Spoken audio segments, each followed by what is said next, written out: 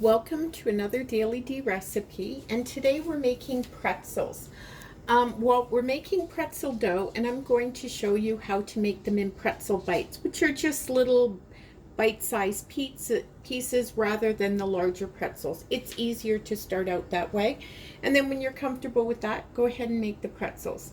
Now, pretzels sound hard, especially if you've never made bread or anything before, but they're really easy. So don't freak out, just follow these simple directions I'm going to give.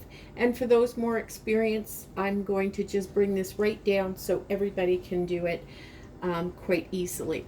So this is what you need. You need 2 1/4 teaspoons of yeast, 1 1/2 cups of warm water. Now you want this water to feel warm, not hot. The hot will kill the yeast. The cold will just take the yeast longer to start working. So just warm, not hot. You want a tablespoon of melted butter, a tablespoon of brown sugar, a teaspoon of salt. You're going to need 3 3/4 to 4 1/2 cups of flour. I don't have that up yet. An egg that's been beaten, 1/2 cup of baking soda, and some kosher salt. So I'm going to move this around, get out the stand mixer, and we'll go on to the next step. Okay, so the first part is easy. You're just going to put in your warm water and the yeast into your stand mixer. If you don't have a stand mixer, you can use a bowl and a wooden spoon. Okay, just take a little more effort. And I'm just going to whisk this together. And that's it. We're going to leave this for 5 minutes, and then we'll add additional ingredients. Okay, so after about 5 minutes, you're going to see some action here on the surface, and that is the yeast saying, hey, I'm alive and ready to work. So what we're going to do now is get this going, and we're going to put in our brown sugar, our salt, and our melted butter. And we're going to mix again. Just whisk it. You just want to make sure all these liquid ingredients and that are all incorporated. Okay, I'm going to get rid of these bowls and we're going to put on the dough hook now. So I keep my flour in a bowl beside the mixer, and I usually just put like a 1/2 cup measure in it, and I put about a cup in the bowl, and I'm just going to turn this on low, and we're going to start and let this come together. And I'm just going to be adding flour a little bit at a time until the dough starts to come together. And this will take a few minutes.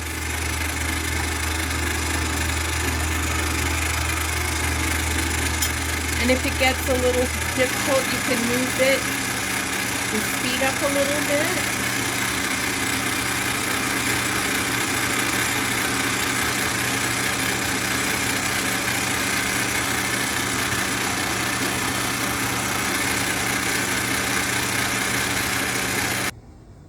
Just in the beginning, I will go in after I've added about a 1.5 cups or so, and just get the flour away from the sides and move it into the middle, and just scrape it off and start up the mixer again.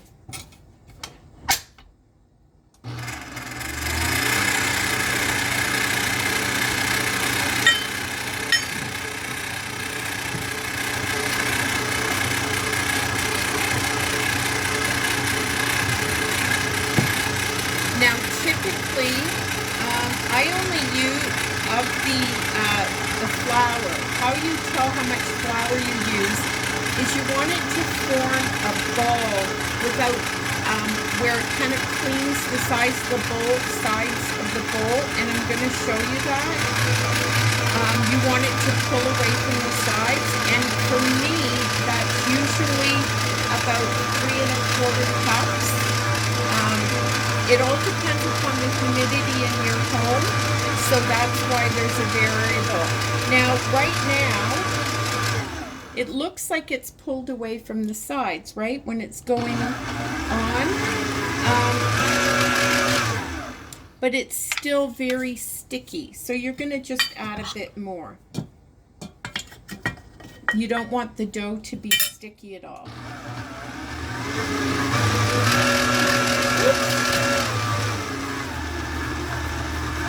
I must have knocked it higher with my hand.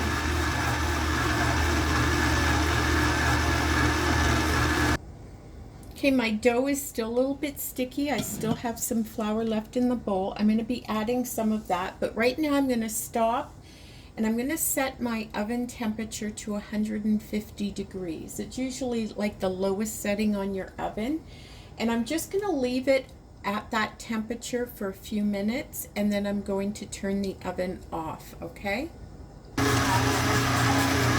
Okay, so we're just, we should be coming very close to when the dough is finished, just letting it mix a bit.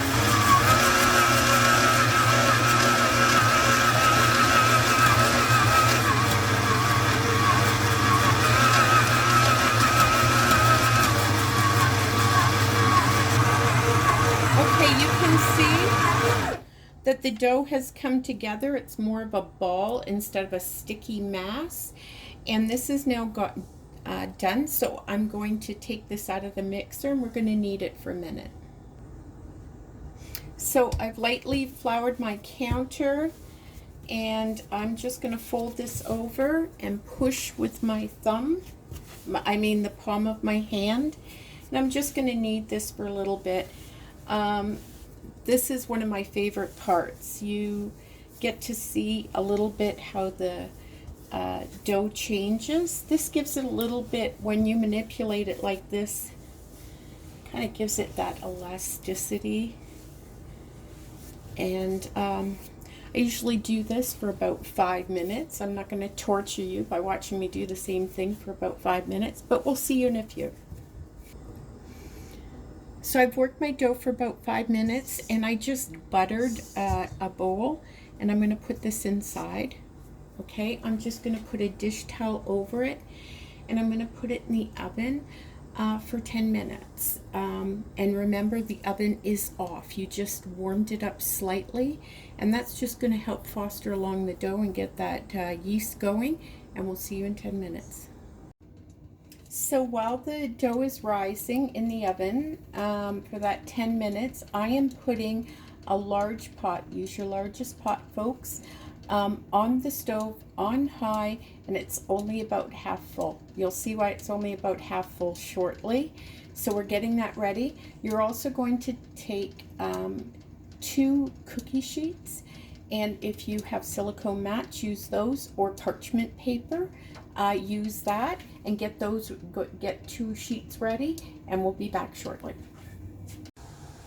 Okay, our dough is done. It didn't rise too much. As soon as I took the dough out of the oven, I turned the oven back on and set it at 425 degrees. So now I'm just trying to kind of shape this. I have to cut it in 6 pieces, okay? So I'm going to cut it in half, and then just cut these into thirds. You can use a knife, whatever you have around, okay? They don't have to be evenly sized. And I've just got a little flour here. And all you're going to do is start rolling these.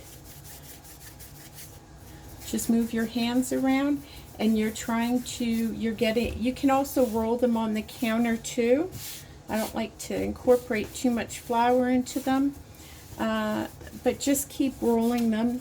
But to really stretch them, I find holding them up and letting the dough hang really helps out. So we're gonna do these probably like till they're about 12 to 18 inches, depending upon the size. That gives you about the right diameter that you're going to need. Okay, so I rolled this out, And then I just immediately started cutting, and Jesse said, "Aren't you going to film that?" And I went, "Oops." So I rolled it out. My cutter has about an inch, and I make them about an inch to an inch and a half. How long you make them is up to you, but they don't have to be exact, okay? So we're just going to go through and cut these, and then we're going to put them off to the side, and we're going to do that for each of the other ones until we've just got a whole bunch of these. We've cut them all up. I put them in a bowl, and we're going to bring these over to the stove, and we're going to show you how we've set that up. So here's my setup: a half pot of boiling water, and then I have my work cookie sheet here, the cookie sheet that will go in the oven here.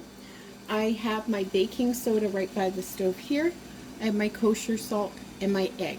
So I'm going to explain what's going to happen.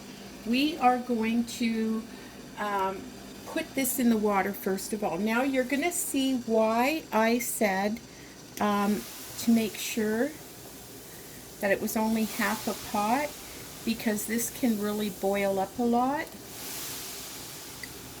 So you're just going to put it in a little bit at a time.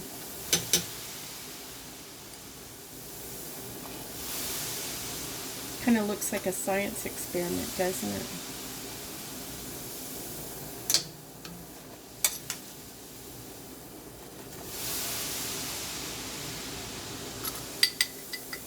Okay, all of that's in there.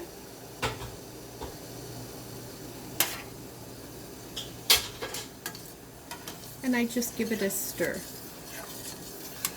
Okay, now this comes the fun part. I'm going to explain this to you. I'm going to put several. This is easier with 2 people. I usually do it on my own.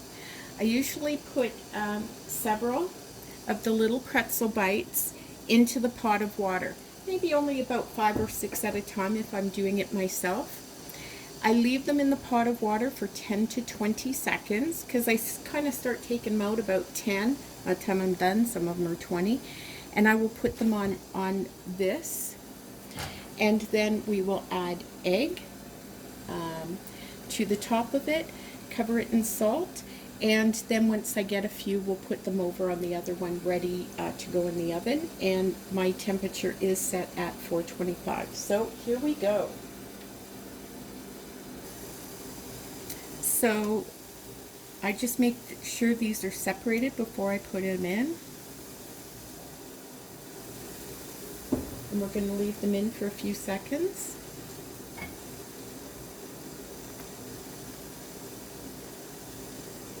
See how they've kind of puffed up a bit? And I just dunk them in to make sure that all their like it's in the water. Okay, and then I'm just going to drain them off, and I'm going to put them on a cookie sheet. Now if you have 2 people, you can go right ahead and put some more in the pot, but I'm doing this by myself. So I'm just going to take the egg